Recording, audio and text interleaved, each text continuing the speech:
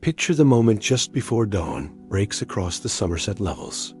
The land lies suspended in that threshold hour when night has not yet surrendered to day, when the boundary between what is solid and what is imagined grows thin as gossamer. Fog rolls across ancient hills in slow, deliberate waves, settling into valleys that have cradled human dreams for 5,000 years. The earth breathes moisture into the cooling air, and in that exhalation, something older than memory stirs. This is the landscape where myth takes form, not in the sharp lines of history books, but in the soft focus of perpetual mist, where a hilltop fortress might appear for a moment through the vapor before vanishing again into legend. Here, in the heart of Britain, the past does not stay buried. It rises each morning with the fog, whispering of a kingdom that may never have existed, yet refuses to die. Somewhere in this half-light stands Camelot, not the gleaming castle of medieval tapestries perhaps, but something more elusive, a memory encoded in the land itself, in the curve of earthworks and the alignment of ancient stones in the way water catches light across the flooded plains. The name alone conjures towers and banners, round tables and grails of gold. But strip away the centuries of embellishment, and what remains? A question mark carved into British soil, a longing etched into the national consciousness. The mist thickens as morning advances, paradoxically obscuring more as the sun climbs higher. This is fitting, for Camelot has always existed in this liminal space. Not quite history, not quite fantasy, but something stranger and more persistent than either. It is the dream of unity in an age of fragmentation, the memory of light preserved through centuries of darkness, the impossible city that every generation rebuilds according to its deepest needs. Walk these hills in the early hours, when dew weighs down the grass and visibility shrinks to a few yards in any direction, and it becomes possible to believe. Not in castles, perhaps, but in the power of landscape, to hold stories the way stone holds heat long after the sun has set. The past is not gone. It has merely stepped sideways into the mist, waiting to be remembered. Before the legend crystallized into the Arthur of romance, before Excalibur and Lancelot and the glittering court, there existed only fragments. Shadows moving through the twilight of sub-Roman Britain, figures whose names surface briefly in chronicles, written centuries after their deaths, then disappear again beneath the accumulating sediment of myth.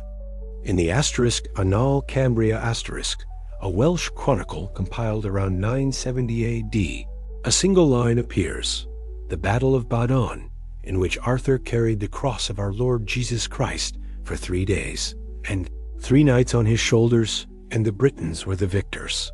21 words to contain a man, a battle, a turning point in history, if any of it happened at all. The entry offers no dates certain enough to anchor, no details substantial enough to reconstruct. Just the name, Arthur, and the suggestion of victory against overwhelming odds. The asterisk Historia Brittonum asterisk, written slightly earlier, credits the same Arthur with 12 battles across Britain, from the River Gleen to Mount Badon. But the text itself is a patchwork, assembled from oral traditions and earlier documents now lost, compiled by a monk named Nennius, who admits his work is merely a heap of all I have found, history or hearsay. The line blurs beyond recovery. Some scholars have suggested Arthur was not a king at all, but a asterisk dux bellorum asterisk, a war leader, perhaps of Romano-British forces resisting Saxon encroachment in the late 5th or early 6th century. A cavalry commander who understood the old Roman military doctrines, who could mobilize a defense across the fragmenting landscape of post-imperial Britain. Others propose a Celtic chieftain, his reputation inflated by the desperate need of a conquered people to remember at least one shining moment of resistance.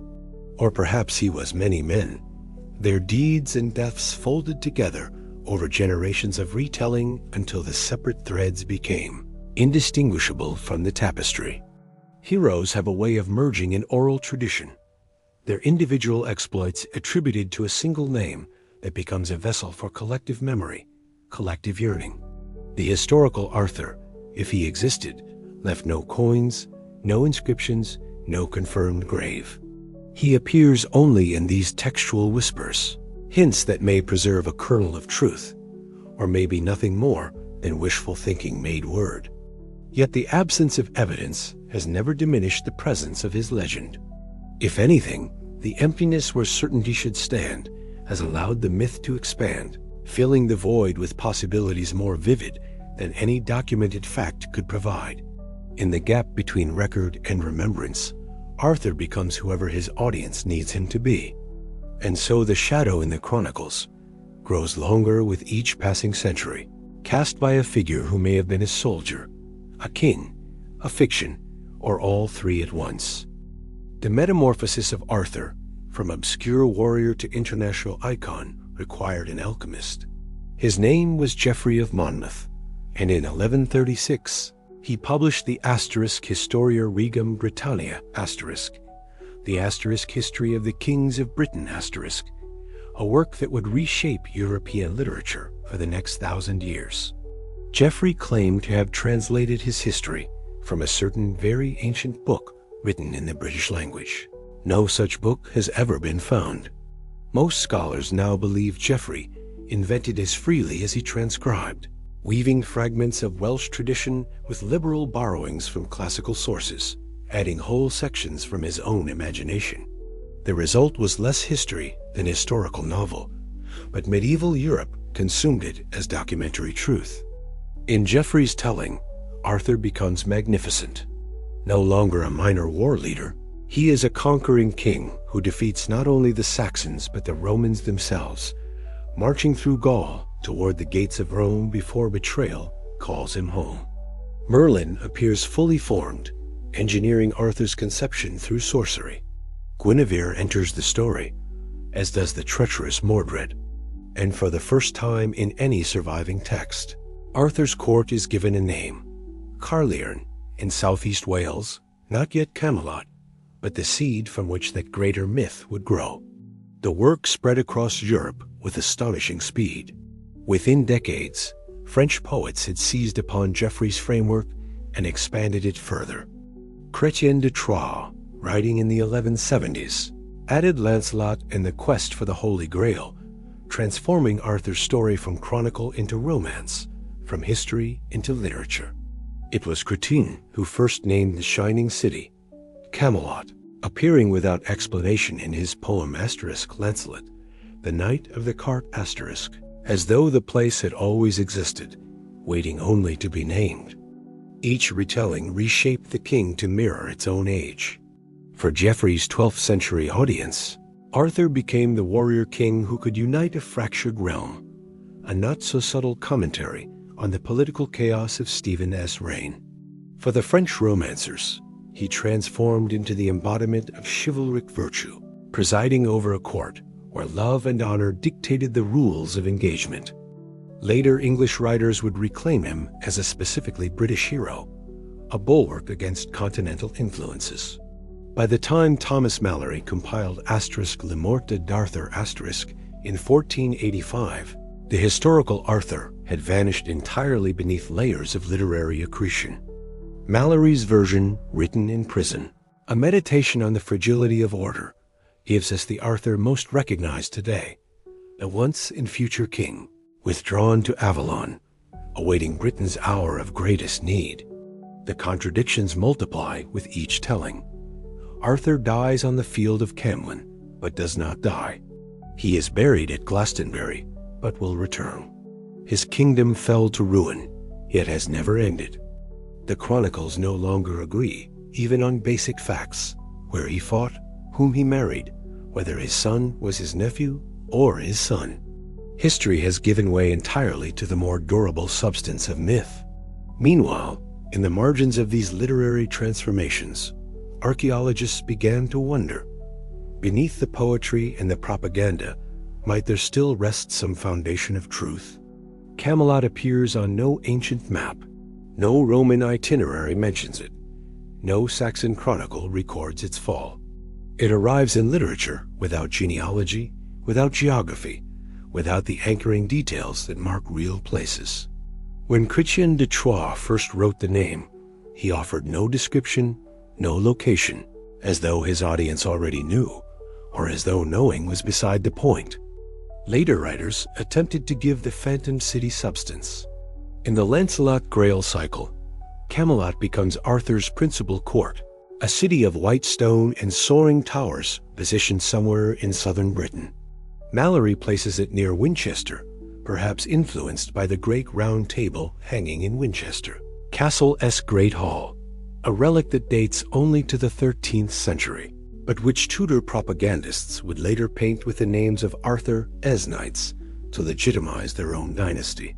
But the literary Camelot was never meant to be found on any map.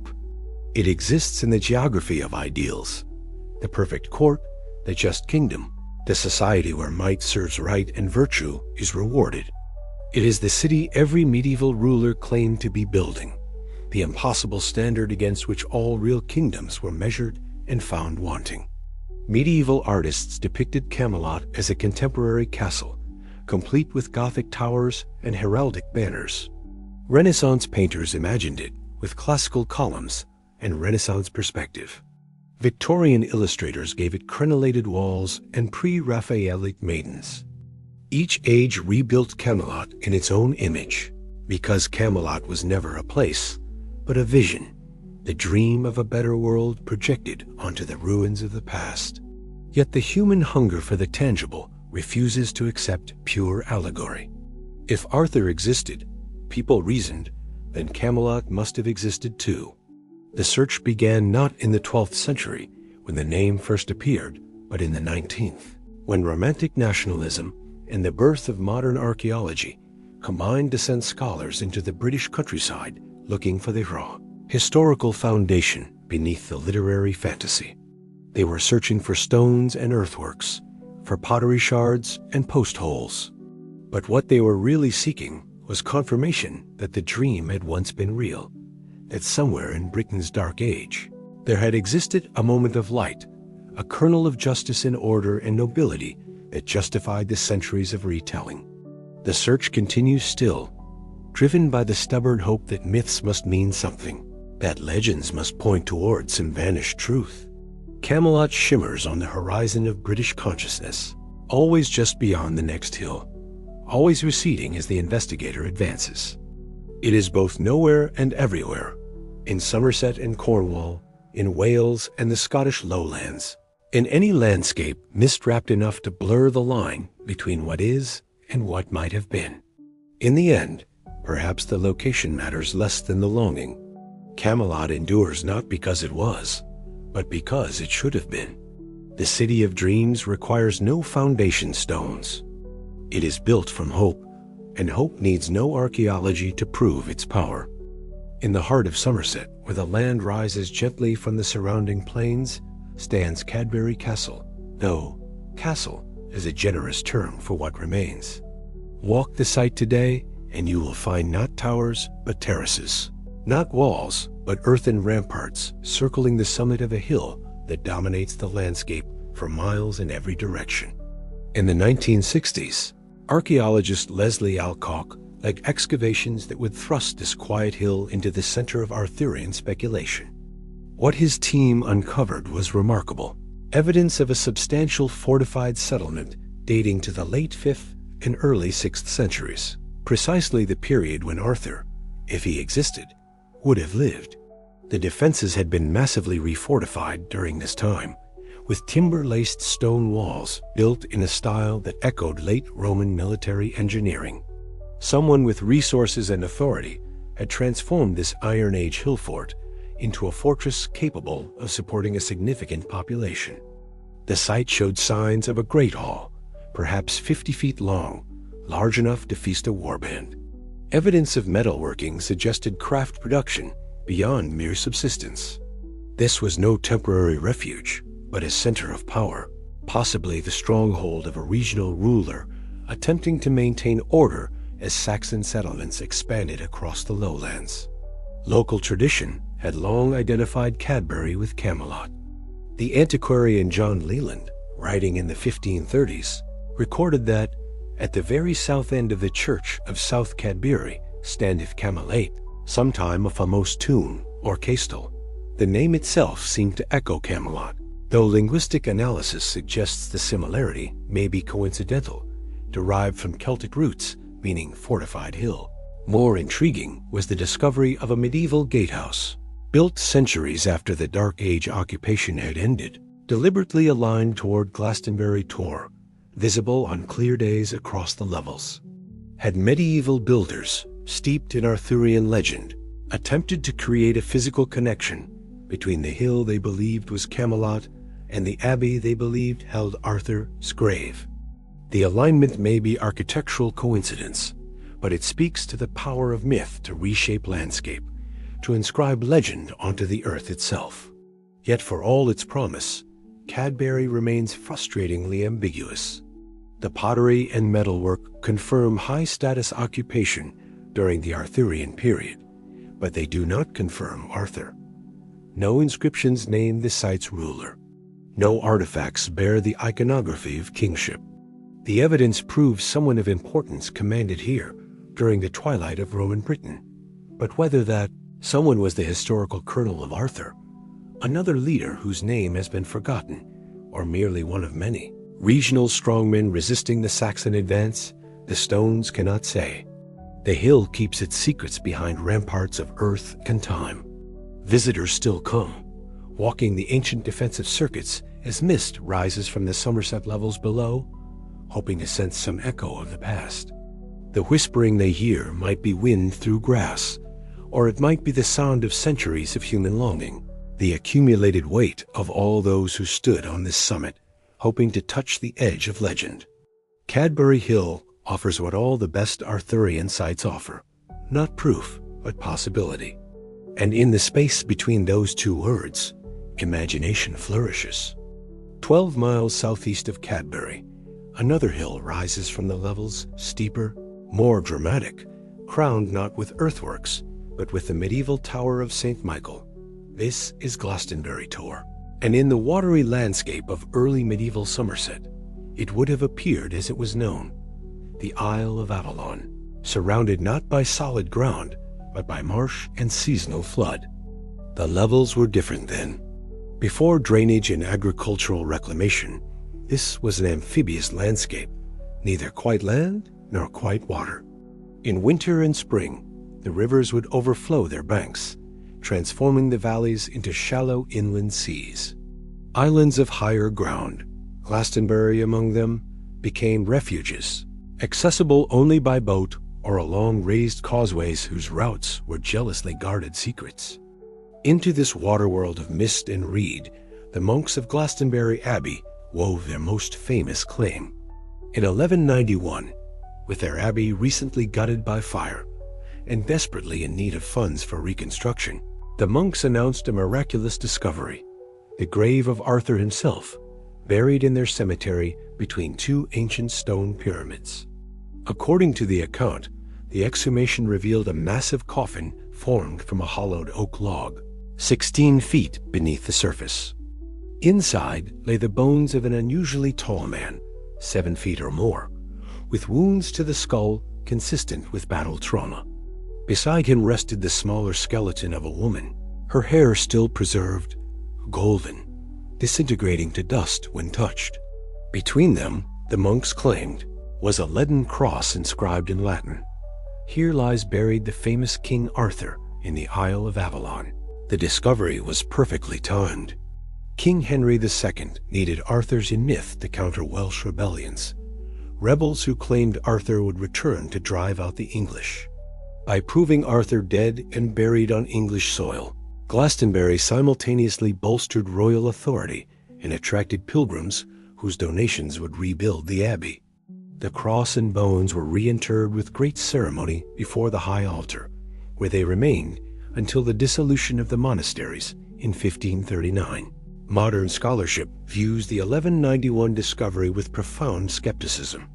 The leaden cross, which survived until the 18th century before vanishing, showed signs of medieval manufacture in its lettering style. No contemporary account mentions the cross before 1191.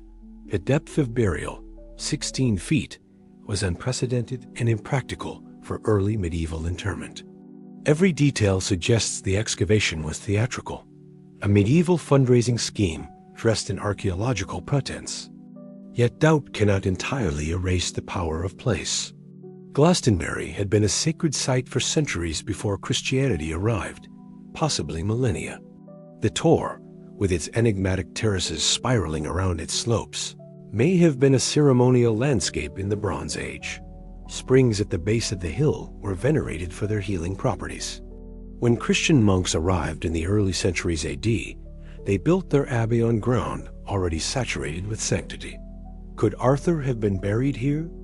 If he existed, and if he died in the early 6th century, Glastonbury would have been a fitting choice, remote, protected by water and by sacred reputation, a place where the body of a great leader might rest undisturbed. The 1191 exhumation might have uncovered a genuine early medieval burial, even if the identity of the occupant was medieval invention. Or perhaps the truth is stranger still. Perhaps the bones were real, the grave authentic, but the name attached later. Medieval monks opportunistically claiming for Arthur an ancient burial whose true occupant had long been forgotten. In the landscape of legend, names are fluid. Heroes trade identities across centuries. What was remembered as Arthur's grave may have begun as someone else's, transformed by the alchemy of collective memory into the final resting place of the once and future king. The mist rises from the levels each morning, and Glastonbury Tor emerges like a ship from fog. The bones are gone, the cross vanished, the medieval abbey reduced to ruins. But the Isle remembers. Or perhaps we remember for it, unable to separate the landscape from the stories we have told about it for so long that they have become indistinguishable from geography itself. Avalon, the word itself seems to shimmer with otherworldly promise. In Celtic mythology, it was the island of apples, the land of eternal summer, where the wounded Arthur was carried after his last battle. The realm beyond death, yet not death itself, a place of healing and waiting, where time moves differently, where the fallen king sleeps until Britain calls him home.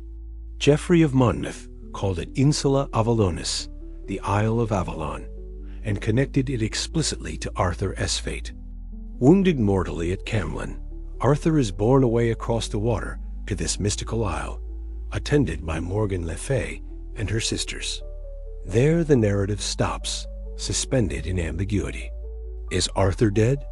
Asleep? Transformed? The question remains perpetually unresolved, hovering between Christian resurrection and pagan rebirth. The identification of Glastonbury with Avalon came later, merging Christian site with pagan legend. But the impulse to locate paradise on the map is ancient. Humans have always placed their heavens at the edge of the known world, on islands in the Western Sea, on mountaintops, wrapped in cloud in cities that appear only at dawn or dusk when the light turns the world golden. Some scholars now suggest the legend of Avalon may preserve a deeper memory, reaching back beyond Arthur to the centuries immediately following the last ice age. As glaciers retreated and sea levels rose, vast tracts of coastal plain were drowned. The land bridge connecting Britain to continental Europe vanished beneath the North Sea. Entire landscapes, forests, rivers, hunting grounds, were swallowed by the advancing waves. Could folk memory, passed down through generations of oral tradition, have retained some echo of these drowned lands? Could Avalon represent not a mystical otherworld but a real paradise lost, fertile lowlands where Mesolithic communities thrived before the sea claimed them? The idea stretches credulity, yet flood myths persist in cultures around the world, often corresponding to actual prehistoric inundations verified by geological evidence. In Welsh tradition, similar legends cluster around the coast. Cantre'r Gweled, the lowland hundred, drowned beneath Cardigan Bay when the sea walls were breached. Lyoness, the kingdom said to stretch from Cornwall to the Isles of Scilly, submerged in a single catastrophic night. These stories share a common structure. prosperous lands, sudden inundation, survivors who escaped to higher ground, carrying memories of what was lost. Perhaps Avalon belongs to this family of drowned land legends, a Celtic recollection of Britain's changing coastline, later attached to Arthur's story, because myths aggregate around powerful names, the way smaller stones cluster around a megalith. The Isle of Apples becomes the isle where the king will not die, because death itself cannot be accepted when the loss is too great. The flooded land will return. The drowned kingdom will rise. The king will come again. Stand at the edge of the Somerset levels at dawn, when mist lies thick over the wetlands, and the sun breaks golden through the trees on Glastonbury Tor, and it is possible to believe in Avalon not as fantasy, but as perception, the way the world appears, when light and atmosphere conspire to reveal its hidden beauty. In such moments, the ordinary landscape transforms. The mundane becomes numinous. The rational mind quiets before the older, deeper knowledge that certain places are threshold spaces where the division between worlds grows thin. Avalon may not exist on any map, but it exists in the quality of light at certain hours, in the way mist softens the boundary between earth and sky in the human, longing to believe that somewhere beyond the reach of history and entropy, there is a place where wounds are, healed where loss is temporary, where what was broken can be made whole. The legend endures because the need endures. And in the golden light of morning over the marshes of Somerset, the need feels almost like memory. The year 410 AD marks a rupture in British history. That year, the Emperor Honorius, besieged by barbarian invasions across the empire, sent his famous rescript to the cities of Britain. They must look to their own defense. Rome, which had ruled the island for nearly 4 centuries, was withdrawing the legions. Britain was on its own. What followed was not a sudden collapse, but a slow unraveling. The infrastructure of Roman civilization, roads, towns, trade networks, administrative systems, had been sustained by imperial power and wealth flowing from Rome. Cut off from that support, the Romano-British elite struggled to maintain order. Towns shrank as people fled to the countryside. The money economy collapsed. Literacy declined. The sophisticated pottery industry, which had mass-produced standardized wares, disappeared within a generation, replaced by crude handmade vessels. Into this vacuum came waves of Germanic settlers, Angles, Saxons, Jutes, some as mercenaries hired by British warlords, others as opportunistic migrants seeking land in a weakened province. Early raids evolved into permanent settlement. Along the eastern coasts and river valleys, Saxon communities took root, gradually expanding westward. The native British Romanized Celts, who thought of themselves as citizens, not barbarians, resisted. But without Roman military discipline, without the logistical apparatus of empire, their resistance fragmented into localized defense. Petty kingdoms emerged from the ruins of the Roman provinces, their rulers styling themselves kings, though they commanded territories smaller than a Roman administrative district. This is the world Arthur supposedly arose from, a Britain balkanized, traumatized, sliding back toward prehistory. A landscape dotted with decaying stone buildings whose construction techniques were already being forgotten. A society that remembered the benefits of order but had lost the institutional frameworks that created it. The historical sources for this period are devastatingly sparse. The Romano-British left almost no written records. The invading Saxons were proliterate. What little contemporary testimony survives comes from external observers or from texts written centuries later, looking back through layers of legend and propaganda. The 5th and 6th centuries in Britain have been called the Dark Ages, not because they were barbaric, but because they are obscure, a black hole in the documentary record into which almost no light penetrates. Yet archaeology suggests the reality was more complex than total collapse. Sungtowns continued to function, if reduced. Long-distance trade diminished, but did not entirely cease. Christian communities maintained contacts with the continent. In western Britain, especially in Wales, Cornwall, the West Country, Romano-British culture persisted, adapting rather than disappearing. It was from these western strongholds that resistance to Saxon expansion seems to have been coordinated. And it was in these regions that stories of Arthur first took root, suggesting that if a historical Arthur existed, he emerged from this milieu. A leader who understood the old Roman ways of warfare, who could unite fractious British kings long enough to win a crucial battle or two, delaying the Saxon advance. The chaos itself created the conditions for legend. In times of collapse, heroic narratives proliferate. People need to believe in champions, in turning points, in moments when the tide was held back, even if only temporarily. Whether Arthur was real or invented, the myth arose from genuine historical trauma, from the lived experience of a civilization coming apart, and the desperate hope that one man might hold it together. The sub-Roman period lasted perhaps 2 centuries, ending gradually as Saxon kingdoms consolidated their control and a new hybrid Anglo-Saxon culture emerged. But those 2 centuries left an indelible mark on British consciousness. They became the age when anything seemed possible, when the old gods had not quite departed and the new order had not quite arrived, when a warrior king might emerge from obscurity to save a people, or might only seem to, in stories told by firelight while the world outside grew darker. Out of that historical darkness, the legend of Arthur shone all the brighter, perhaps because there was so little light elsewhere. Every culture remembers the moment its greatest leader was chosen. For Arthur, that moment crystallizes in the image of a sword thrust into stone, awaiting the hand destined to draw it forth. The scene is iconic. The young squire, ignorant of his heritage, grasping the hilt. The blade sliding free where knights and nobles had failed. The instant recognition that power has chosen its vessel, that destiny has made itself known. But the sword in the stone is a late addition to Arthurian legend. It does not appear in the earliest sources. Geoffrey of Monmouth makes no mention of it.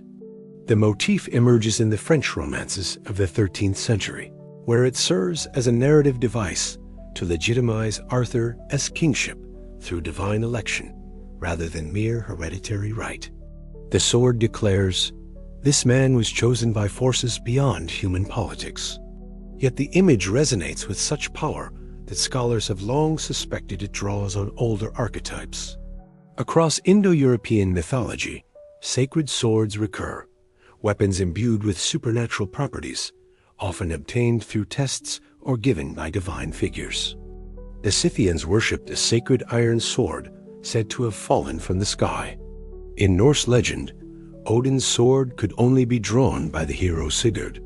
Swords, in warrior societies, were more than tools. They were symbols of authority, vessels of ancestral power, sometimes given names in histories as elaborate as any human lineage. The stone itself suggests deeper layers.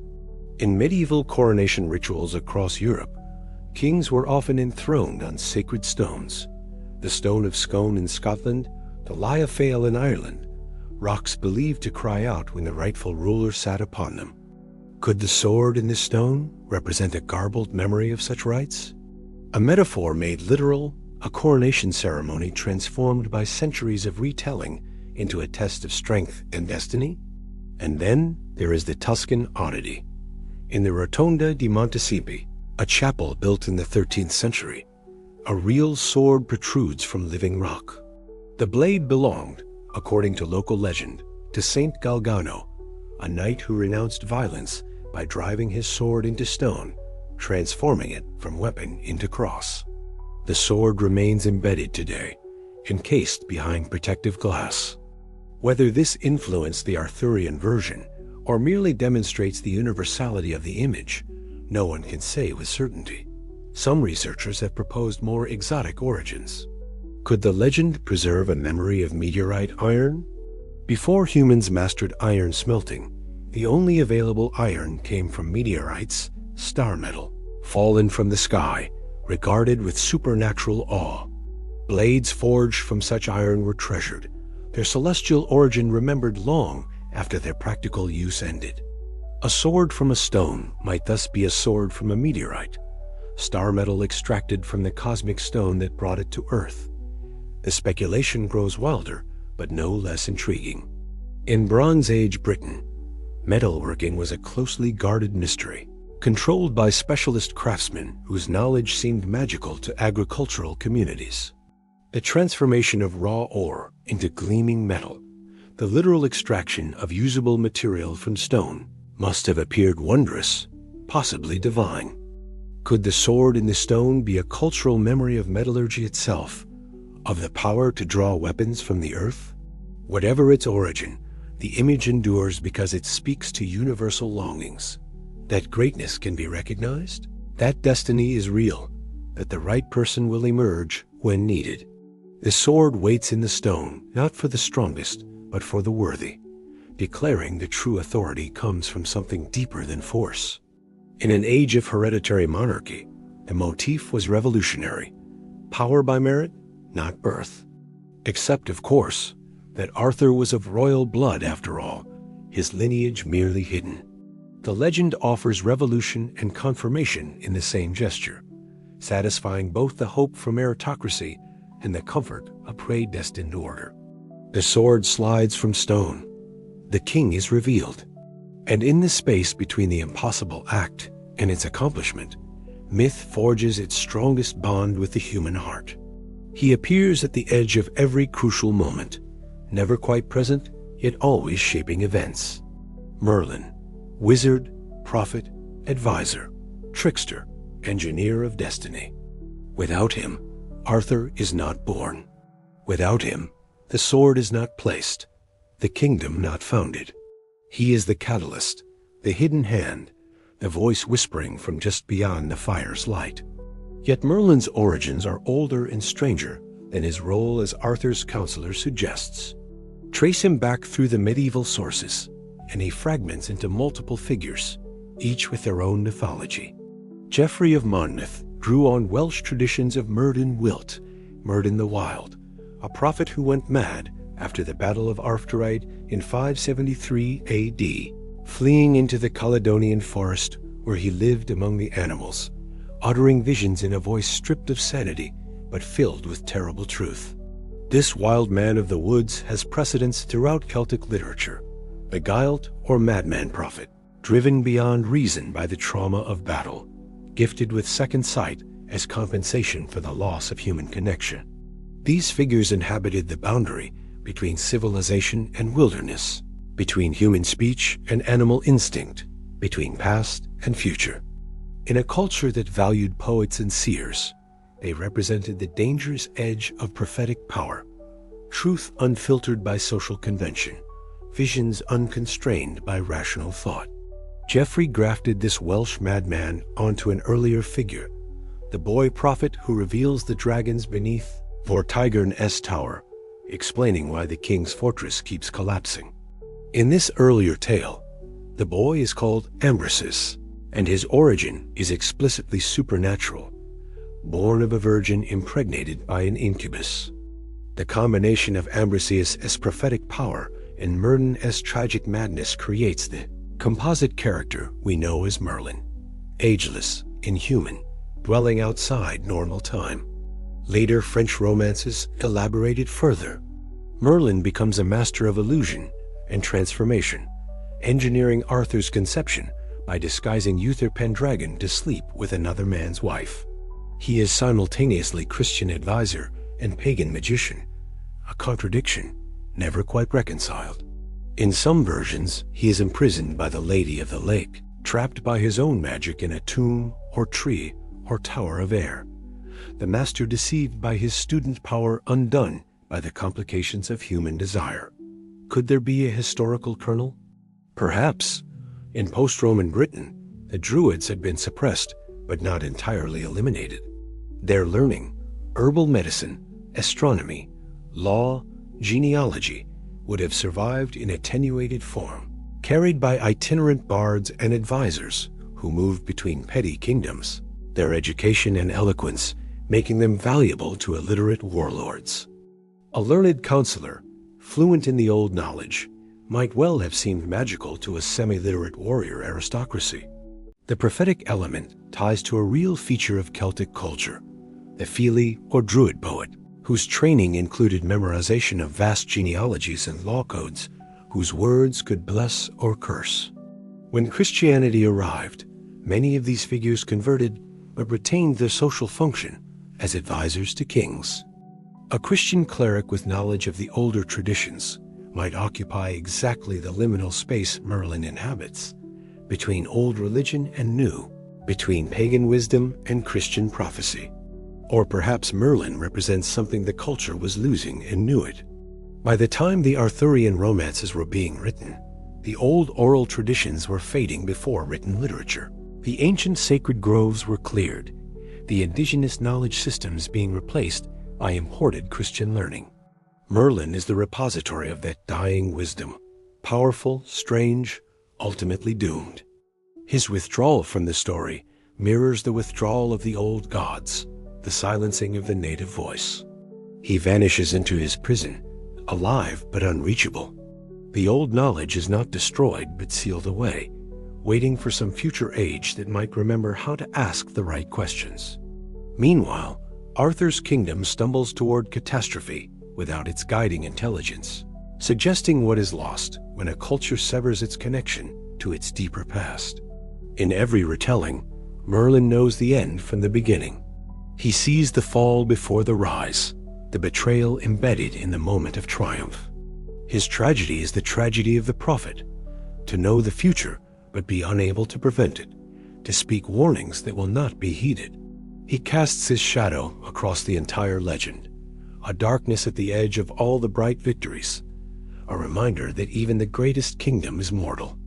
And when he is gone, no one can take his place. The age of magic ends. The age of iron logic begins, and something essential is lost in the transition. The Round Table appears like the sword in the stone or the Grail itself, so central to the Arthurian mythos that it seems to have always been there.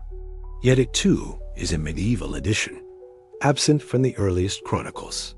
When it finally emerges in the Norman poet Wace's Roman de Brute in 1155, it arrives as a solution to a practical problem: how to seat powerful, prideful knights without implying hierarchy. The circle eliminates precedence.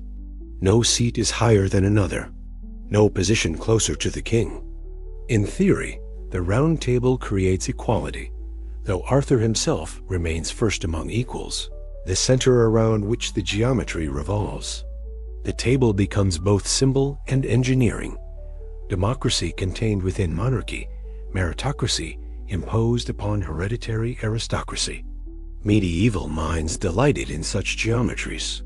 The number of knights varies wildly across sources: 12 in early versions, echoing the apostles; 24, matching the hours of the day; 50, 100, 150 and later, more elaborate romances. Each number carries symbolic weight. The Round Table is not just furniture but cosmology, the circle of the world, the wheel of fortune, the zodiac. And perhaps, some researchers suggest, it draws on older circular traditions embedded in the British landscape. Stonehenge stands only 40 miles from Winchester, where a massive painted table hung in the Great Hall from the Jung. 13th century onward, a 6-meter disc of oak bearing the names of Arthur's knights, repainted multiple times over the centuries, a medieval attempt to make the myth physically real. But Stonehenge itself was already 3,000 years old when Arthur's legend crystallized. The massive stone circle had lost its original purpose, but its form persisted, a monument to communal gathering, to ceremonies conducted in the round. Across Britain, stone circles mark the landscape: Avebury, the Ring of Brodgar, the countless smaller henges and circles where Bronze Age communities came together for purposes now obscure. Did the memory of these circular sanctuaries influence the Round Table's creation? The suggestion is speculative but tantalizing. Oral tradition can preserve structural patterns even when specific meanings are forgotten. The circle is sacred form, as the shape of assembly and judgment, runs deep in Northern European culture. The Norse had their things, assembly sites often marked by circular enclosures where freemen gathered to adjudicate disputes. The Irish had their ring forts. In the Winchester Hall, the surviving round table is painted with a Tudor rose at its center, and 24 segments radiating outward, each bearing a knight's name.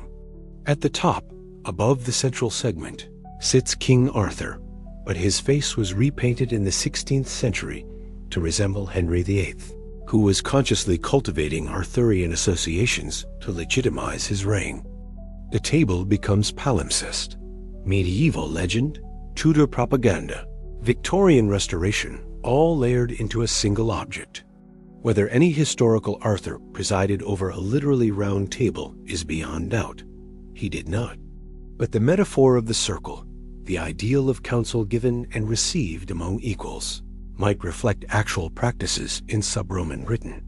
The title Arthur supposedly bore, Dux Bellorum, war leader, implies he was not a king in the hereditary sense, but a commander chosen by other rulers, first among peers rather than absolute sovereign.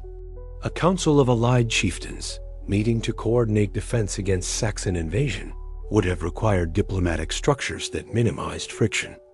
The Round Table, then, becomes an elegant fictional solution to a real political problem: how to bind together fractious tribal leaders long enough to mount a unified resistance. The circle answers by eliminating the poisonous question of precedence, by making the table itself a declaration that cooperation matters more than individual prestige. Of course, the dream fails. The Round Table's fellowship fractures over Guinevere, over the Grail, over the contradictions between earthly love and spiritual quest. The perfect geometry breaks down. The circle cannot hold. But for a moment, in the stories, if not in history, it exists as an image of what might be possible if human beings could overcome their hunger for dominance, if equality could be designed into the structure of power itself. The table remains in Winchester, a massive wooden assertion that the dream was real enough to build. Tourists photograph it, their images capturing not a medieval relic, but a hope that never quite dies, that somewhere, sometime, a council of equals gathered to do right rather than to seize advantage, that the circle held, if only briefly, before the world's weight broke it. They rise from the landscape like the bones of giants. Stonehenge, Avebury, Silbury Hill, the countless stone circles and standing stones scattered across Britain. Monuments to purposes now forgotten, built by cultures that left no written records. Their silence is total. And into that silence, later ages projected their own meanings. Geoffrey of Monmouth, never one to resist a dramatic explanation, attributed Stonehenge to Merlin's magic. The stones, he claimed, had been brought from Ireland, or was it Africa? By supernatural means, arranged as a memorial to British nobles slain by Saxon treachery. The association with Arthur S. World was explicit. These megaliths belonged to the same mythic landscape as Camelot. Medieval Britons saw the stones through Arthurian eyes because they had no other framework for understanding them.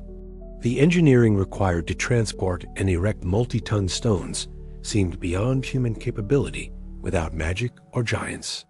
So the monuments became Merlin's work, Arthur's heritage, part of the legendary British past that justified the present. Modern archaeology dates Stonehenge to the late Neolithic and early Bronze Age, completed around 2500 BC to 2000 years before Roman Britain, 3000 before Arthur. The builders were not Celts, but the indigenous inhabitants of Britain before the Celtic migrations, people who had no connection to the historical Arthur or the culture that produced his legend. Yet Geoffrey's instinct to connect them was not entirely wrong.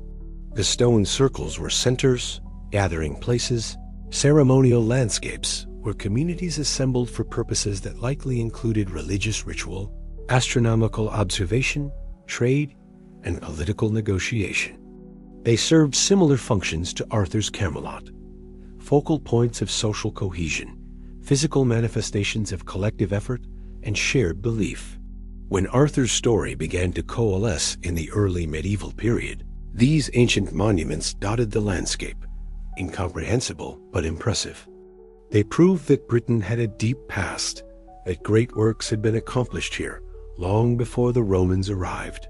For a people recently conquered by Normans, with only a fragmented sense of pre-invasion history, the megaliths were evidence of indigenous greatness and conveniently available to be incorporated into national mythology. Some researchers now propose that the megaliths influenced Arthurian legend in more subtle ways. The distribution of stone circles correlates loosely with regions where Arthurian traditions are strongest: the Celtic fringe of Wales, Cornwall, Scotland. These were areas where Romanization was lightest, where pre-Roman traditions persisted longest, where the landscape itself remained dominated by ancient monuments rather than Roman roads and towns. The circles embody a different conception of sacred space, not the enclosed temple or fortified stronghold, but the open ring, the boundary that includes rather than excludes, the architecture of communal gathering. The round table, in this reading, becomes the literary translation of the stone circle as social function, a civilizational memory encoded in narrative rather than monument. There is no evidence Arthur or any historical equivalent ever presided over ceremonies at Stonehenge or Avebury, but the cultural continuity of circular sacred spaces, from Neolithic Henge to Iron Age Hilfert to medieval Round Table, suggests how myths preserve structural patterns across millennia. The specific gods change, the language shifts, the people are replaced, but the circle endures as the shape of power shared, of community affirmed, of the boundary between ordinary and sacred space. Stand within Stonehenge at solstice, when the alignment of stones frames the rising or setting sun with precision, and the genius of the builders becomes undeniable. They understood astronomy, engineering, social organization. Their monuments have outlasted empires. Besides such achievements, the castles of medieval romance seem fragile, temporary. Perhaps that is why Arthurian legend keeps returning to the stones, keeps trying to claim them. They represent a deeper authenticity, a connection to the land that transcends conquest and political upheaval. Arthur's kingdom falls, but the stones remain. The stories change, but the circles abide. They are Britain's true inheritance, not from Arthur, but from something older, stranger, more patient than any king. And so the myths intertwine with the monuments, each lending gravity to the other. Merlin's magic explains the stone's presence. The stone's presence confirms that an age of wonders existed. In the space between archaeology and legend, a composite truth emerges, that Britain is layered with histories, that every present moment rests on countless buried pasts, that the landscape itself is a text written in stone and story waiting to be read. For centuries, historians imagined post-Roman Britain as a land fragmenting into isolation, roads crumbling, trade ceasing, communities retreating into self-sufficient localities with only the most tenuous connections to one another. The collapse of Rome was pictured as the collapse of everything, not just administration and military defense, but the networks of communication and commerce that had unified the province. Then came LiDAR, light detection and ranging, an aerial surveying technique that uses laser pulses to map terrain with centimeter precision, penetrating forest canopy and revealing features invisible to conventional observation. Applied to the British landscape, LiDAR has rewritten the map of the past. What emerges from the data is astonishing, a landscape far more densely settled, far more interconnected than previously imagined. Ancient trackways appear, linking Hilferts across dozens of miles. Field systems of extraordinary complexity reveal agricultural intensification. Earthwork enclosures multiply in the archaeological record, many previously undetected beneath modern agricultural land. The picture now emerging of sub-Roman Britain is not one of collapse into primitive isolation, but of adaptation and continuity. Yes, Roman towns shrank. Yes, the villa economy failed. But in the countryside, especially in the west and north, settlement persisted. The native British continued to farm, trade, build, and most importantly, move through the landscape along routes that predated Roman roads and continued in use long after. Ground-penetrating radar adds another layer of data, revealing subsurface features without excavation. Applied at Cadbury Castle and similar sites, it maps building foundations, identifies buried pathways, traces the extent of occupation. The technology creates a virtual archaeology, allowing researchers to excavate sites digitally before deciding where physical investigation would be most productive. What these technologies reveal challenges the old model of isolated hilltop strongholds defending against Saxon invasion. Instead, the evidence suggests networks, alliances and kinship ties linking rulers across considerable distances, coordinated resistance efforts that required communication infrastructure, trade continuing along established routes, even as the monetary economy dissolved. This networked Britain is exactly the context the historical Arthur would require. Not a single shining city, but a confederation, a web of alliances with strategic nodes, fortified centers like Cadbury, serving as assembly points and defensive positions. Camelot, in this model, was never one place but many, a mobile court that traveled the circuit of allied kingdoms, or perhaps a seasonal gathering site where rulers met to coordinate strategy.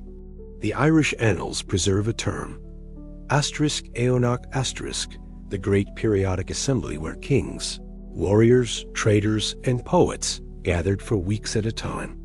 These assemblies combined diplomacy, trade fair, legal adjudication, and religious ceremony. If sub-Roman Britain retained similar practices, and the cultural continuity suggests it did then, Camelot might have been less a permanent capital than a recurring event, held at different locations according to season and strategic necessity. Such fluidity would explain why no single archaeological site contains unambiguous evidence of being the Camelot. The concept itself may be a medieval misunderstanding, a later age imposing its assumptions about fixed capitals onto a more mobile, more flexible political structure. The lost map of Britain, being rediscovered pixel by pixel through remote sensing, shows a land still bound together by ancient pathways. People traveled more, not less, in the absence of Roman authority.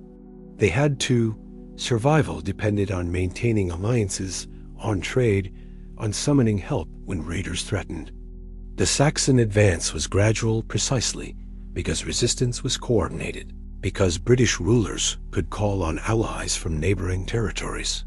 Arthur, if he existed, emerges from this new archaeological picture not as a solitary hero, but as a political animal, a negotiator, an alliance builder, someone who understood that power in this fractured landscape came from the ability to unite disparate groups behind common cause. The map is still being drawn. Every LiDAR survey reveals new sites, new connections. Beneath modern Britain lies layer upon layer of earlier Britons, their traces preserved in the subtle topography of field and forest. Technology is teaching the landscape to speak again, to reveal networks that silence and vegetation had obscured. And among those networks, somewhere in the mesh of trackways and hillforts and seasonal gathering sites, the historical Arthur, if he existed, once moved commanding not stone walls but human loyalties, building not a city but a coalition. A kingdom not of place but of people, bound together briefly against the dark. The climate does not care about politics. It does not respect borders or acknowledge kingdoms. Yet it shapes history more profoundly than any emperor, any army. And in the centuries when Arthur's legend took root, climate was writing a story of its own across the northern hemisphere. The period from roughly 400 to 600 AD corresponds to the late antique Little Ice Age, a climatic cooling documented in ice cores, tree rings, and volcanic ash layers. Global average temperatures dropped. Growing seasons shortened. In the marginal agricultural lands of northern Europe, The impact was severe. Chronicles from the period, fragmented though they are, speak of strange events. The historian Procopius recorded that in 536 AD, the sun gave forth its light without brightness, like the moon, during this whole year. Other sources confirm the observation. A dimming of sunlight, a year without summer, harvests failed across the breadth of Europe and Asia. Modern science has identified the culprit: massive volcanic eruptions, possibly in Iceland or the tropics, ejecting ash and sulfur dioxide into the stratosphere. The aerosols scattered sunlight, cooling the planet's surface. One eruption in 536 was followed by another in 540, compounding the effect. For years, perhaps decades, temperatures remained depressed, precipitation patterns shifted, and agricultural societies dependent on predictable harvests faced famine. In Britain, the impact would have been catastrophic. This was an island already destabilized by the collapse of Roman administration, already experiencing conflict between native British and Saxon settlers. Add climatic stress, failed harvests, livestock deaths, diseases spread by malnutrition, and the social fabric unravels further. These are precisely the conditions that generate apocalyptic narratives. When the world itself seems to be failing, when the sun dims and the earth does not yield its accustomed fruits, people look for explanations that match the scale of the crisis. They turn to prophecy, to myth, to stories of divine judgment or cosmic struggle. Could the legend of Arthur as the once and future king, the ruler who will return in Britain's darkest hour, have been shaped by this climatic catastrophe? A leader who emerged during the worst of times, who held the line against chaos, whose death or departure coincided with the continuing spiral of decline. The promise of his return becomes a promise that the good years will come again, that the world will be restored, that the catastrophe is not permanent. Medieval audiences encountering the Arthurian legends centuries later would have no knowledge of volcanic eruptions or stratospheric aerosols. But the cultural memory of a time when the world itself seemed to be ending might persist in the structure of the narrative. The golden age of Camelot, the sudden catastrophic fall, the promise that what was lost will be recovered. Similar patterns appear elsewhere. The legend of Ragnarok in Norse mythology, the twilight of the gods, preceded by Fimbul winter, 3 years of unending winter, may reflect cultural memory of the same climatic event. Myths are not invented from nothing. They crystallize around experiences so traumatic, so foundational, that they become the narrative templates for understanding disaster. The climate eventually recovered. Temperatures warmed into the medieval warm period. Harvests improved. But the memories remained, encoded in stories of fallen kingdoms and promised restoration. Arthur sleeps in Avalon, waiting to return. Barbarossa sleeps in his mountain. The Fisher King languishes with his wound. The wasteland persists until the hero comes again. In our own age of climate disruption, the metaphor carries fresh urgency. The legend of Arthur reminds us that civilizations are fragile, that environmental catastrophe can topple even the mightiest kingdoms. That recovery is not guaranteed, but requires human effort, courage, and the determination to rebuild what the world has broken.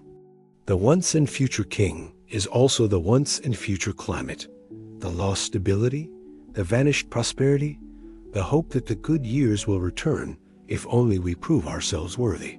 The legend is not escapism but memory, not fantasy but warning. The world has ended before. It can end again.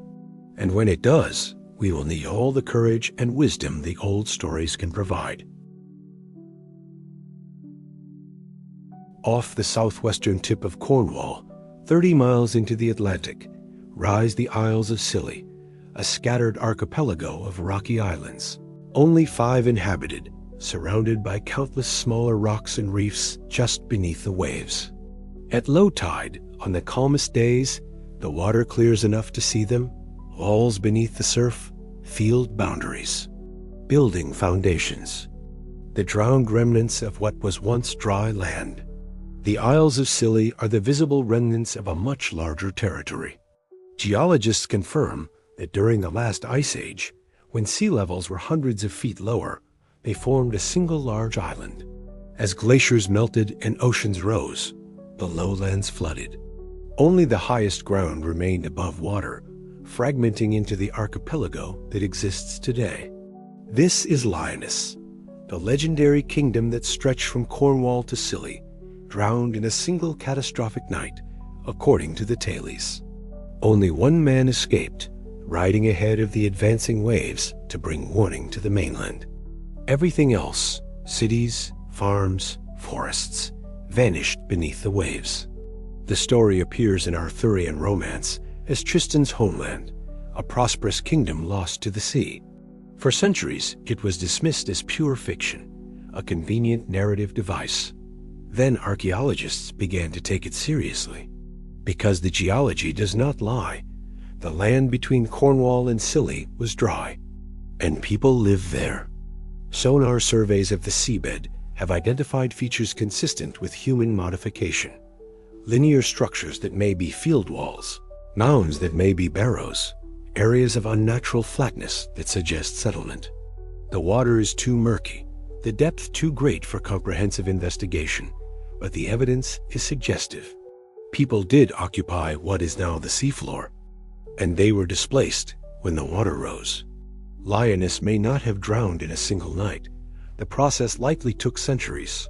A slow encroachment as post-glacial sea level rise claimed the lowest lying lands. But to people living through it, generation by generation watching the shoreline advance, it must have felt apocalyptic. Sacred sites swallowed, ancestral homes abandoned, communities forced inland as the sea consumed the margins. Similar legends cluster around the coasts of Wales. Cantre'r Gweled, the lowland, 100 supposedly lay beneath what is now Cardigan Bay, protected by seawalls maintained by a guardian named Scythin. One night, drunk and negligent, he left the sluices open. The sea rushed in. The kingdom drowned. Church bells, the Tales insist, can still be heard tolling beneath the waves when storms disturb the deep. Again, the geology confirms the legend's foundation. Cardigan Bay was shallower, its eastern margins dry land during the early post-glacial period.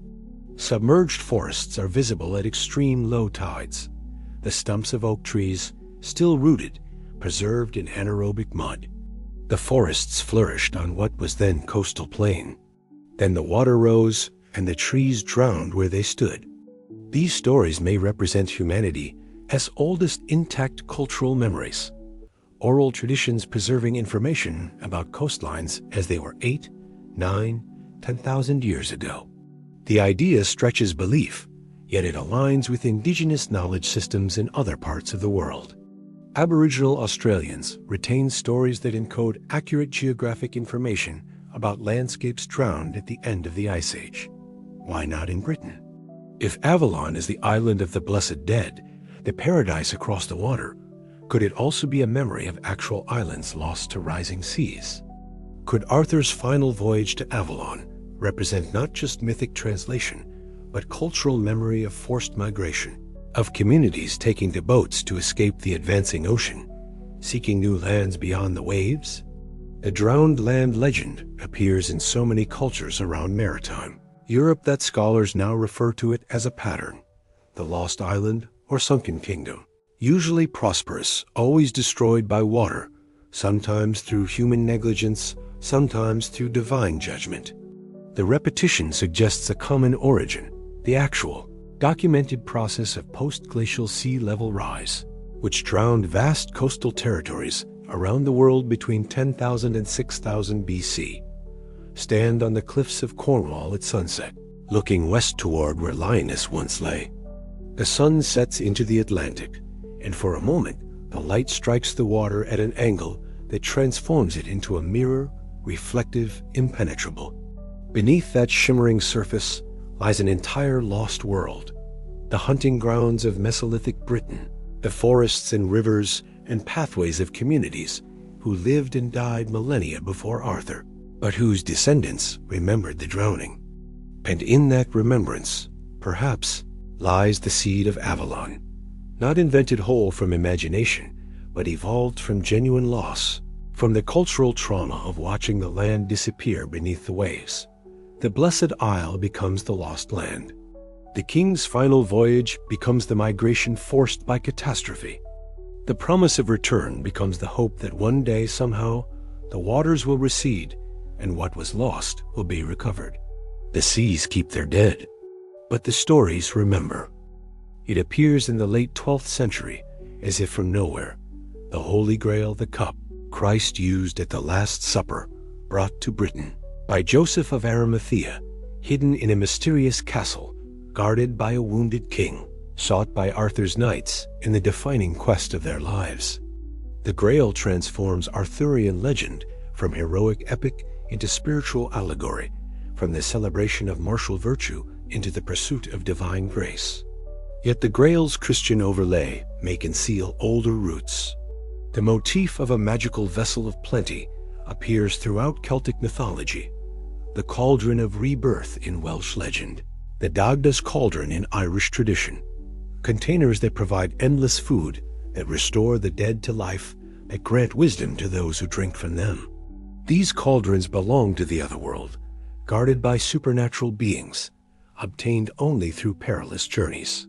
When C.H.R. Etienne de Troyes first wrote of the Grail in his unfinished Percival asterisk, he called it simply un Graal, a serving dish, not yet holy, not yet explicitly Christian.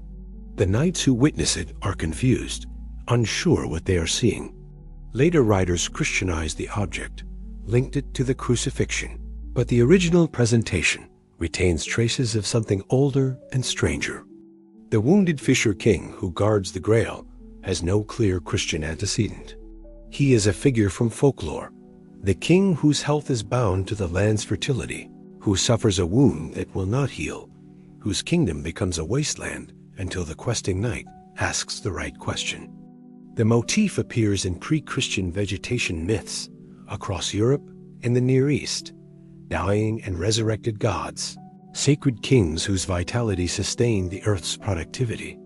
Could the Grail legend, beneath its medieval Christian veneer, preserve memories of pagan ritual objects? Bronze Age Britain left abundant evidence of ritual practices centered on water and metalwork. Swords, shields, cauldrons, high-status objects were deliberately deposited in rivers, lakes, bogs. These were not accidental losses, but votive offerings, suggesting beliefs about water as a threshold to the divine, about certain objects serving as conduits between human and spiritual realms. More speculatively, some researchers have proposed the Grail represents a hallucinogenic ritual vessel. The medieval descriptions of the Grail's effects, visions, transformations, the sense of being transported beyond the ordinary world, align suspiciously well with the phenomenology of psychedelic experience. Celtic druids used various plants in ritual contexts. Knowledge of psychoactive substances was widespread in the ancient world. If the Grail legend descends from memories of a ritual cup used in vision-seeking ceremonies, then the Grail quest becomes a metaphor for the spiritual journey, the purification required, the dangers faced, the transformative encounter with the divine. The knight who finds the Grail is not simply discovering an object, but undergoing an initiatory experience, emerging changed, reborn. The Grail also functions ecologically. The wasteland created by the Fisher King's wound only heals when the Grail is restored, when the right questions are asked, when the hero proves himself worthy. The land's health depends on human moral action, a principle that resonates strongly in an age of environmental crisis. We are living in the wasteland now, our Fisher King wounded by our own short-sightedness, waiting for the question that will initiate healing. In the romances, few knights succeed in the Grail quest. Most are turned back by their unworthiness, their attachment to worldly honor, their failure to understand what they seek. Galahad achieves it through purity, Percival through persistent questioning, Bors through simple honesty. Each success story emphasizes different virtues, suggesting the Grail is less object than mirror. It reflects the seeker, revealing what they truly are. Perhaps that is the Grail's deepest function, not to be found but to inspire seeking. The quest matters more than the goal. The transformation occurs in the journey, not the arrival. Arthur's knights scatter across Britain in search of the Grail, and in their scattering, the Round Table's unity fractures. The greatest spiritual aspiration becomes the cause of social disintegration. The paradox is deliberate. The Grail represents transcendence, the renunciation of earthly concerns for heavenly reward. But Arthur's kingdom is earthly. Its virtues are social, political, martial. The Grail quest asks the knights to abandon exactly those commitments that make the kingdom possible. Spiritual perfection and worldly success, the legend suggests, may be incompatible, so the Grail remains hidden. Its castle appears and vanishes. Its guardians dwell in a twilight between life and death. And the knights who seek it mostly fail, returning home with nothing but awareness of their own inadequacy. Yet the quest never ends. Each generation sends forth its seekers, hoping to find what all the others missed, hoping to ask the question that will heal the wasteland and restore the green world to bloom. The cup waits in the castle. The king waits for healing. The land waits for rain. And the story waits for the audience to understand that what we seek has been with us all along, hidden not in a distant fortress, but in the choices we make, the questions we ask, the values we uphold in the face of a world that constantly tests them. The story of Arthur might have remained a minor footnote in Celtic literature, a provincial legend of interest only to Welsh poets, had it not been seized upon by the literary culture of 12th century France. There, in the courts of Eleanor of Aquitaine and her daughter Marie de Champagne, the Arthurian legend underwent its most profound transformation, emerging as the foundation of a new literary movement, courtly romance.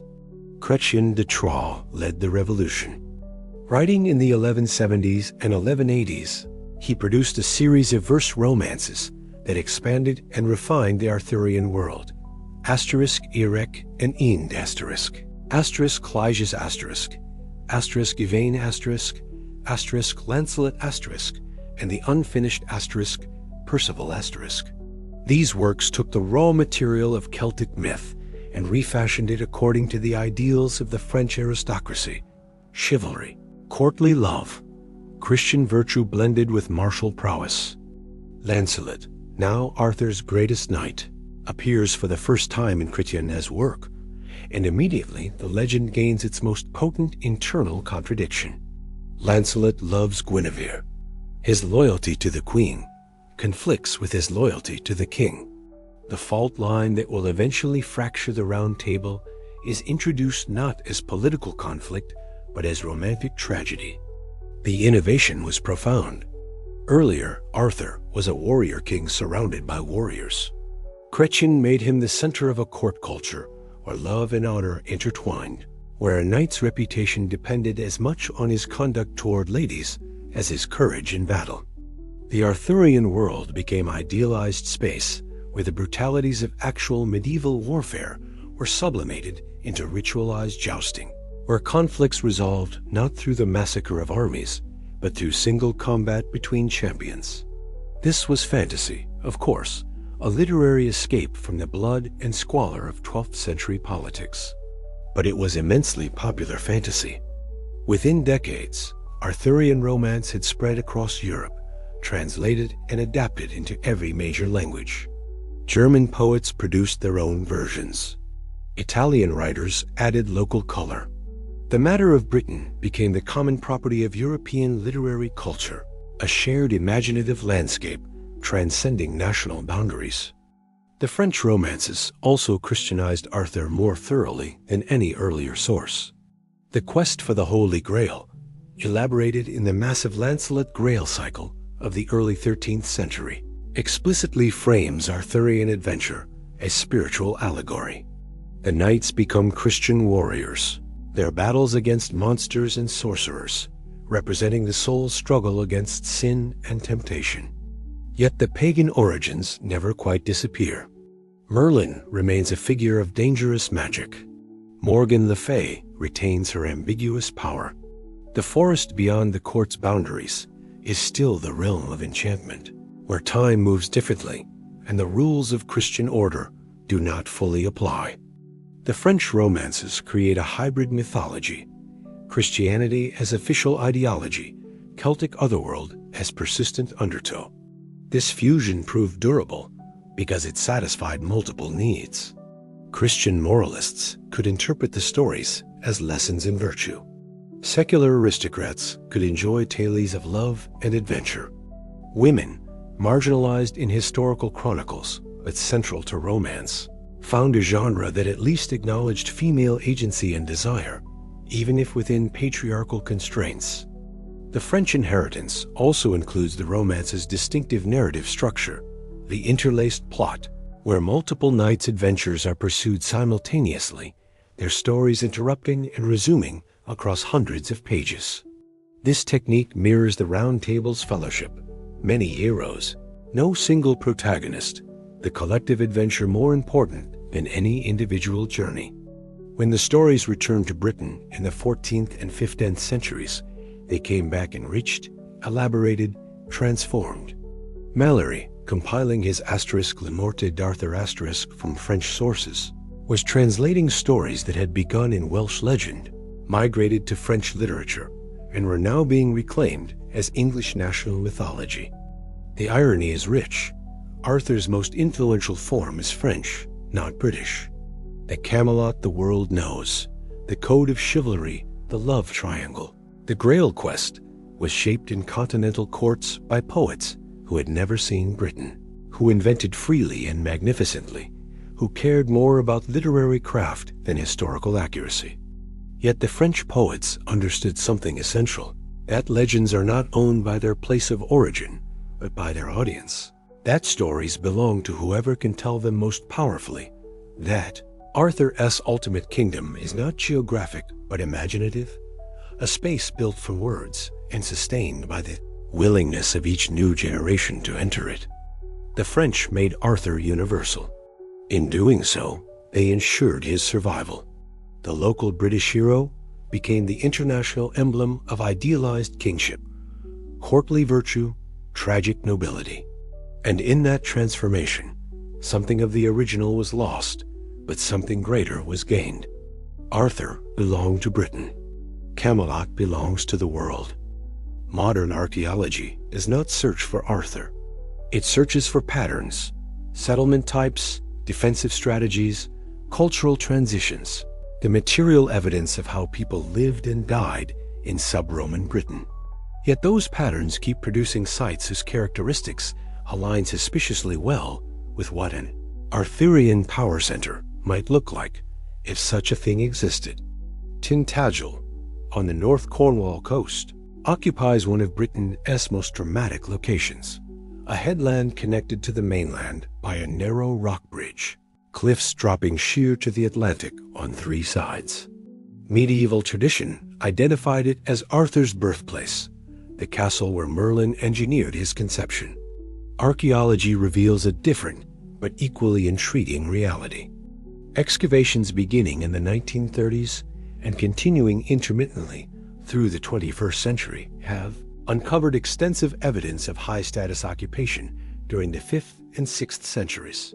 The site imported Mediterranean pottery, amphorae from North Africa, and the Eastern Mediterranean containing wine and olive oil. Only elite communities could afford such luxury goods in post-Roman Britain. Tintagel was no isolated fortress, but a node in long-distance trade networks. The buildings were not stone castles, but timber and slate structures, their foundations carved into the rocky slopes. Yet the quantity of imported pottery suggests activity on a scale beyond a single chieftain's hall. Some archaeologists now propose Tintagel functioned as a seasonal trading emporium, a place where British elites gathered periodically to acquire exotic goods, display wealth, forge alliances. In Wales, the pattern repeats. Dinas Powys, near Cardiff, yielded evidence of metalworking and imported pottery from the same period. Daganwy, Castel Dwyran, and other hilltop sites show refortification in the 5th-6th centuries, just when the historical Arthur supposedly lived.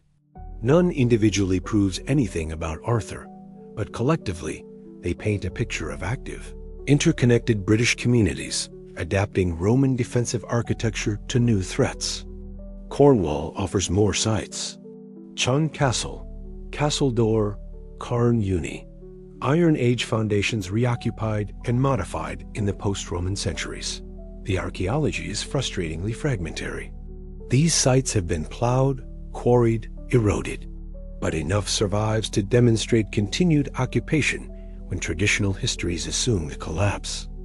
What emerges is not a single Camelot, but a network of Camelots. High-status centers where native British elites maintained authority, traded with the remnants of the Roman world, resisted Saxon encroachment, and preserved some measure of pre-Roman Celtic and Roman-era culture.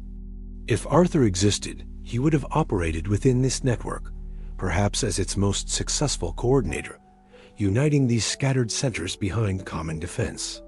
The architectural pattern is consistent: reuse of prehistoric fortifications rather than construction of new Roman-style towns. This suggests the British elite consciously reverted to pre-Roman models, either because they lacked resources for masonry construction or because the Hilfort model better suited their military needs. A Roman town was indefensible. A Hilfort commanded its territory, visible for miles, physically dominating the landscape. These fortified heights also carried symbolic weight. By reoccupying ancient strongholds, the British leaders claimed continuity with the pre-Roman past, legitimizing their authority through connection to the land's oldest powers. This is the landscape not of empire, but of chieftains, not of universal law, but of personal loyalty, not of written administration, but of oral tradition and face-to-face obligation. In such a world, Camelot would not have been a city in any modern sense. It would have been a fortified hilltop with a great hall, storehouses, workshops, and a war band. It would have served as assembly point, defensive position, and symbol of authority. And there would have been many such places, each ruled by a local king who might acknowledge a high king or war leader, or might not, depending on circumstance and self-interest. Arthur, if historical, would have been the man who could summon these rulers to common cause, who could convince them to set aside rivalries long enough to face a shared threat. His kingdom would have been a constellation of alliances, shifting, fragile, held together by personal charisma, military success, and strategic marriage ties. The echoes in stone and soil cannot name him, but they can describe the world he would have inhabited, a landscape of hilltop strongholds linked by ancient trackways, a society of warrior aristocrats maintaining Roman pretensions on Celtic foundations, a culture facing existential threat, yet still capable of organizing defense, still dreaming of restoration. That dream crystallized eventually into Camelot, the perfect stronghold, the just court, the kingdom that might have been. And beneath the dream, scattered across Britain, stand the actual hills where actual rulers once commanded, their names forgotten, but their works still visible to those who know how to read the landscape. The stones remember what the chronicles forgot. In the strangest versions of the Arthurian legend, Camelot does not fall to treachery or battle. Instead, it vanishes, fading into mist, slipping sideways out of the world, becoming inaccessible to ordinary mortals. In some tellings, it transforms into a city of glass, crystalline and shimmering, visible from a distance, but impossible to reach, a mirage that recedes as the traveler advances. A forest of glass appears in several medieval romances, a magical realm where trees are made of transparent crystal, where the ground reflects the sky, where the laws of the ordinary world no longer apply. To enter this forest is to pass beyond normal reality into a space of enchantment and danger. Those who venture too deep may never return, or may emerge to find that centuries have passed in what seemed like days. The image is haunting, a landscape of glass, hard and beautiful and cold, where everything is visible, yet nothing can be grasped. It functions as metaphor for the Arthurian legend itself, always visible, always tantalizingly close, yet always slipping away from definitive interpretation, from historical confirmation, from the touch of certainty. But could the forest of glass encode something more than pure fantasy? Could it preserve distorted memories of actual phenomena? Consider the Somerset levels in certain atmospheric conditions. When fog settles over the waterlogged plains and the sun breaks through, the effect is extraordinary. The mist diffuses light, creating an omnidirectional glow. The standing water reflects the sky. The boundary between air and water, between earth and heaven, dissolves into a shimmering continuum. The levels become a mirror world, disorienting, otherworldly. Travel through this landscape and familiar navigation cues fail. Landmarks vanish into fog. Distances become impossible to judge. What appears close is far. What seems far materializes suddenly near. The psychological effect is powerful, a sense of having passed into a different realm, where the normal rules no longer apply. If Arthur's Camelot were associated with Glastonbury or Cadbury or any site near the levels, then travelers seeking it might indeed have experienced this phenomenon. The shining city appears across the marshes, towers and walls visible through breaks in the mist. The seeker heads toward it, and it vanishes or recedes, or proves to have been a trick of light on water. The city of glass becomes the city of illusion, visible only to those who do not seek it directly, lost to those who do. There is also the matter of vitrification. Across Scotland and occasionally in England, Iron Age hill forts show evidence of intense burning, so hot that the stone walls melted and fused into crude glass. These vitrified forts remain archaeological mysteries. Were they burned by attackers? Did defenders deliberately create the effect, believing molten stone would cool into stronger walls? Was it ritual destruction? Whatever the cause, the sight of melted stone, black or green or brown glass, encasing what had been dry stone walls, must have been uncanny, difficult to explain without knowledge of the temperatures required. A vitrified fort could become, in folk memory, a fortress made of glass, its nature misunderstood, but its strange appearance preserved in story. More speculatively, some researchers have proposed connections to the aurora borealis. During periods of intense solar activity, the northern lights can be visible as far south as Britain. To people unfamiliar with the phenomenon, the shimmering colored lights dancing across the night sky might appear to emanate from the ground or to be reflected in water, creating the impression of a glowing, glass-like landscape. The forest of glass may also be purely symbolic, the realm of fairy, the otherworld of Celtic tradition, given visual form. Glass is transformation. Sand becomes transparency. It is both fragile and sharp, beautiful and dangerous. It reveals and conceals simultaneously. A kingdom of glass is a kingdom not meant for mortal habitation, a space of transition rather than permanence. When Camelot becomes glass, the legend admits its own nature. It is beautiful, it is visible, but it cannot be possessed. It exists to be seen from afar, to inspire longing, to represent an ideal that shatters under the weight of too much reality.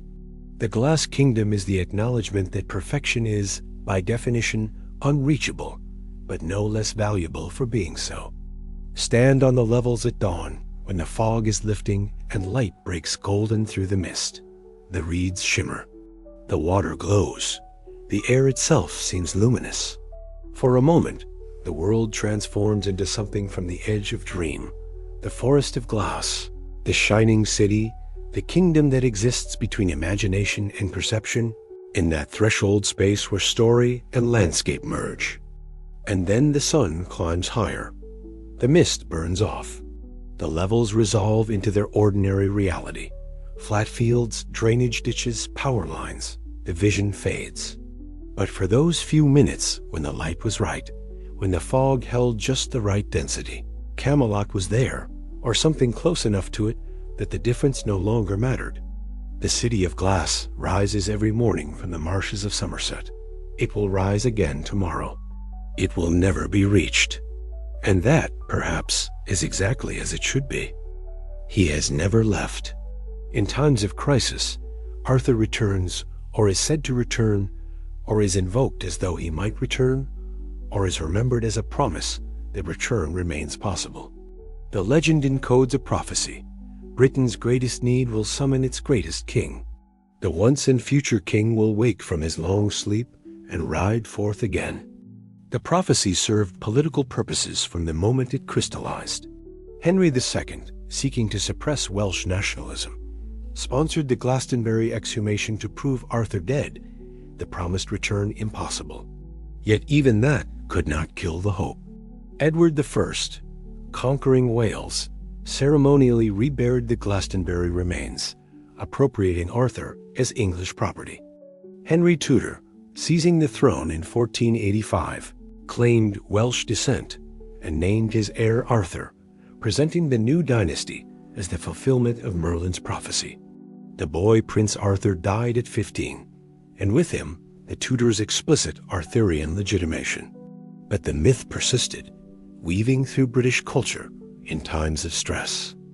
During the English Civil War, both royalists and parliamentarians invoked Arthur, each side claiming to restore the true order, to be the return of just kingship against usurpation. In the 19th century, as Britain built an empire spanning the globe, Arthur became the emblem of imperial destiny. Tennyson's Asterisk, Idylls of the King Asterisk, reimagined the legend as Victorian morality tale. Arthur as exemplar of duty and restraint, the Round Table as idealized British governance. The colonial project cast itself as Arthurian, bringing order to chaos, civilization to wilderness, the burden of enlightened rule to benighted lands. Then came the World Wars, and Arthur returned in a different register. In the trenches of World War I, soldiers carved Arthur's name into dugout walls. Poets invoked Camelot as the home left behind, the Britain worth dying for. The Round Table became the battalion, the fellowship of men facing death together. Arthur was the idealized commander, the leader who suffered alongside his troops, whose authority came not from rank, but from shared sacrifice.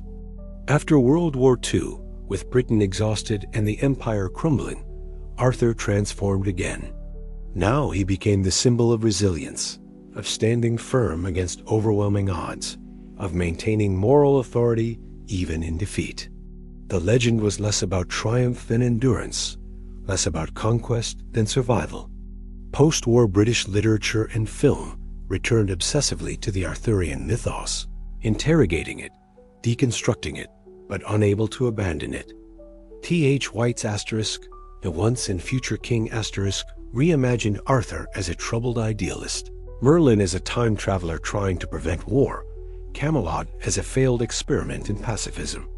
John Boorman's film Excalibur presented the legend as darkly pagan, Britain as a land of primal forces barely contained by Christian civilization. In each retelling, Arthur reflects the anxieties and aspirations of his audience. He is the king the nation needs at that particular moment. Warrior, saint, politician, tragic hero. The legend's flexibility is its strength. It can accommodate almost any interpretation, any political or cultural appropriation, because at its core, it is about hope, and hope reshapes itself according to circumstance. The prophecy of return matters less as literal prediction than as psychological strategy. The king is not gone, only sleeping. The good times are not ended, only suspended. The fall from grace is not permanent, only temporary. The story is not finished. These are the reassurances a culture tells itself in dark times, the narrative that permits endurance.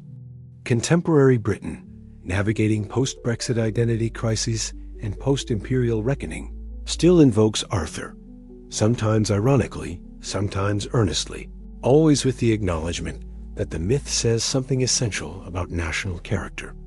The obsession with a possibly mythical Dark Age king reveals a culture still negotiating its relationship to its past, still asking what it means to be British when the empire is gone, the power diminished, the certainty evaporated. Arthur will return. The prophecy is safe because it can never be falsified. Every crisis that does not utterly destroy the nation can be interpreted as the moment not quite dire enough, the need not quite absolute enough. The threshold is always one step farther, the darkness not quite deep enough, the king not yet required, until he is. And then the legend promises he will come. From Avalon, from the hollow hills, from the cave where he sleeps with his knights, from the collective memory of a people who have never quite stopped believing that heroes are possible, that justice might prevail, that the arc of history bends toward restoration. The king will return, and in believing that he will, in refusing to relinquish the hope, even when all evidence counsels despair, the nation performs a kind of magic. It keeps itself alive. The prophecy sustains not by being true, but by being believed. And in that belief, generation after generation find the will to carry on, to rebuild, to defend, to maintain faith with an ideal that has never existed, but has never died. Arthur waits, Britain endures, and the once and future king remains perpetually poised on the edge of return, the promise that shores the national psyche against the dark. What is history but agreed upon story? What is myth but the story history forgets? The line between them is thinner than the academic disciplines would suggest, more porous, more subject to the ebb and flow of cultural need. The historical Arthur, if he existed, was probably less impressive than his legend. A successful military commander, perhaps. A coordinator of resistance efforts. A man with enough charisma to hold alliances together temporarily. He won battles, then died, and within a generation, his deeds had begun the transformation into myth. But the mythical Arthur, King of Britain, Master of Camelot, leader of the Round Table, he is eternal. He has shaped Western culture more profoundly than most historical emperors. The code of chivalry, the ideal of the just king, the narrative structure of the heroic quest, the archetype of the fellowship bound by oath, all flow from or through Arthurian legend. The myth preserves truths that history cannot record. It encodes the values a culture holds sacred: loyalty, courage, honor, justice. It maps the anxieties, betrayal, decline, the corruption of ideals. It offers narrative patterns through which people make sense of their lives, the mentor and the student, the fellowship and the betrayal, the golden age and the fall. These patterns matter more than facts. They shape how people understand power, how they judge leaders, what they believe is possible or impossible. 1,000 years of European monarchs have modeled themselves on Arthur, or been judged by their failure to measure up to him. The standard is fictional, but standards do not need to be historical to function. Moreover, myth may preserve information that conventional history loses. The broad structure of Arthur's story, local resistance against foreign invasion during the collapse of Roman authority, aligns with what archaeology and fragmentary chronicles tell us about 5th century Britain. The details are invention, but the context is historical. The legends of drowned lands may encode accurate geography from thousands of years before writing reached Britain. The association of Glastonbury with pre-Christian sanctity may reflect genuine continuity of sacred sites. The emphasis on circular gathering places may remember actual social structures. Myth is not random invention, but cultural memory processed through generations of creative retelling, distorted certainly, but not necessarily false in all particulars. And then there are the truths that only myth can tell, that power corrupts, that good intentions produce tragic consequences, that even the noblest endeavor contains the seeds of its own destruction. These are not historical facts, but meta-historical patterns, the deep structure beneath the surface events. Arthur's kingdom falls not because the historical details demand it, but because the myth recognizes what history repeatedly demonstrates. That golden ages do not last, that corruption is inevitable, that the work of building civilization must be undertaken anew in every generation. The legend of Camelot is not escapism, but diagnosis. It tells us we will fail. It tells us we should try anyway. It tells us the failure is part of the story, not a deviation from it. The round table breaks, the fellowship scatters. The king is wounded. Yet even in that catastrophic ending, there is Avalon, the promise that the wound is not final, that healing remains possible, that the story is not over. This is the myth's gift. It denies finality. No matter how dark the present, the legend insists on future possibility. Arthur will return. The kingdom will be restored. The work, however ruined, can be rebuilt. Between myth and memory lies the space where cultures do their most essential work, making meaning, preserving identity, sustaining hope. The historical Arthur matters less than what his legend has accomplished. He is the structure upon which Britain has built its self-understanding for a millennium and a half.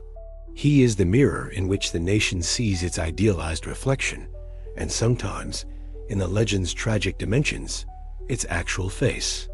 Perhaps that is why the question of Arthur's historicity can never quite be settled. To prove him purely fictional would rob the legend of its gravitational pull. To prove him entirely historical would reduce him to the limitations of a single man in a specific time. The productive ambiguity, the perpetual maybe, the shimmer between fact and fantasy, this is what keeps the legend alive. Arthur exists in that threshold space. He is the king who might have been, who should have been, who in some sense must have been, because the need for him is so persistent, so profound. He is the story Britain tells itself about itself, revised in every generation, contradictory in details yet consistent in essence. There was a moment when we were better than we are now, and that moment might come again.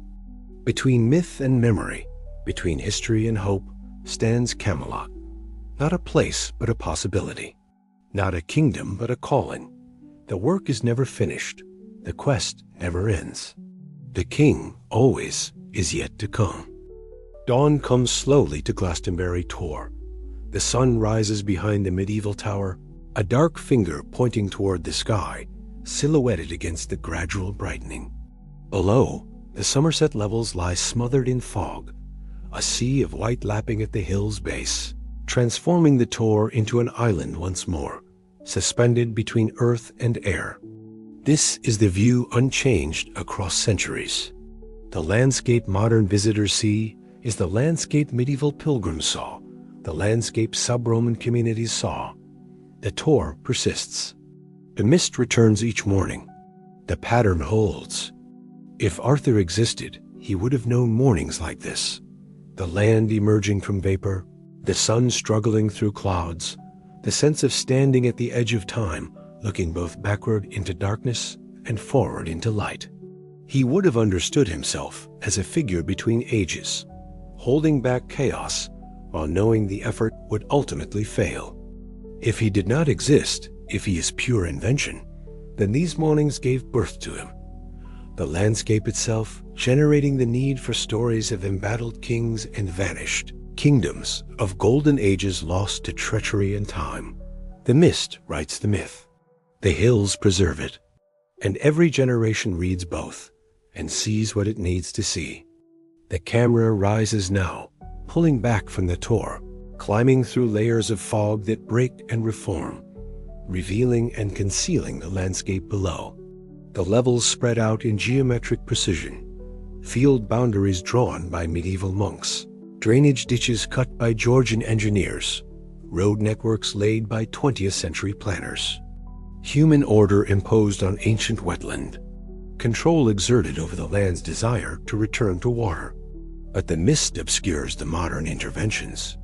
From this height and this light, only the ancient topography remains visible. The ridge of the Polden Hills, The course of the River Brue, the isolated peaks, Glastonbury, Brent Knoll, Cadbury, rising from the flatness. This is the landscape before history, or after it, or perhaps outside it altogether. The eternal geography that will outlast whatever human stories are written across its surface. The voice of the narrator grows quieter, more reflective. The questions that have driven the inquiry: did Arthur exist? Where was Camelot? What is the truth beneath the legend? These questions do not receive final answers. They never will. And perhaps that is fitting. Perhaps myths are the earth's way of remembering itself. Not the specific humans who walked its surface. They are too numerous, too fleeting. But the patterns: invasion and resistance, collapse and survival, hope deferred and hope reborn. These patterns recur across centuries, across cultures, and stories serve as the mechanism for recognizing them, for holding them in collective memory. Arthur is every leader who stood against dissolution. Camelot is every attempt to build something better than mere survival. The Round Table is every moment when cooperation prevailed over competition. The Grail is every unreachable ideal that nevertheless inspires the quest. Avalon is every refuge where healing is possible, where time stops long enough for wounds to close, where the work of restoration can begin. The legends endure not because they are historically accurate, but because they are humanly true. They name conditions that recur in every age: the need for leadership, for justice, for meaning beyond brute survival. They acknowledge failure without counseling despair. They promise return without specifying when. The mist thickens again as morning advances. The Tor disappears. The landscape dissolves into white. The camera continues to rise, pulling back farther, until even the fog itself becomes abstraction. Just texture and light, the world reduced to its simplest elements. In this whiteness, anything might exist. Camelot is everywhere and nowhere. Arthur is historical and mythical, absent and perpetually present. The story has no ending because it is not finished, because each generation must take up the work again, must build its own version of the shining city, must forge its own fellowship against its own encroaching darkness. The mist is not obstacle, but medium.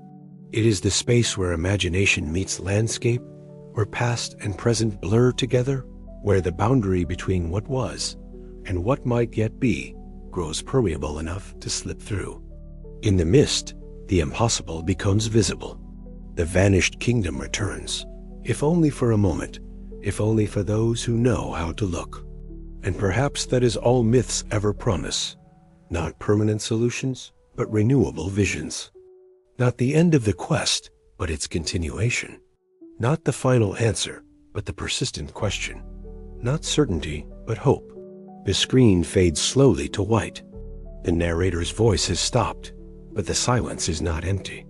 It holds the residue of story, the echo of 1,000 retellings, the accumulated weight of centuries of human longing.